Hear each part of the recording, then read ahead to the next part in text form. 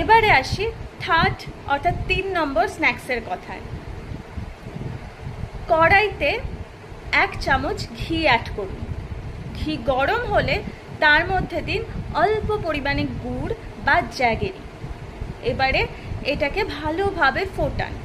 ভালোভাবে ফোটা হয়ে গেলে এতে 1 মুঠো ছোলা ভাজা, শুকনো ছোলা ভাজা অ্যাড করুন। শুকনো কড়ায় ভাজা যে ছোলা, সেই ছোলা ভাজা অ্যাড করুন।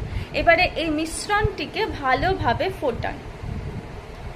তারপরে এটা ফোটানো হয়ে গেলে একটা প্লেটে সামান্য পরিমাণে ঘি ব্রাশ করে এই মিক্সচারটাকে প্লেটের মধ্যে দিয়ে ঠান্ডা করুন। ঠান্ডা হয়ে গেলে এটা সহজেই উঠে আসবে। তো এই ঘি, গুড় এবং ছোলা ভাজার যে এই মিক্সচারটা, এটা কিন্তু ভালোই নিউট্রিশিয়াস। এটা প্রেগনেন্ট এবং ল্যাকটেটিং উইমেনদের জন্য যথেষ্ট ভালো। এটা নিশ্চিন্তে খেতে পারেন।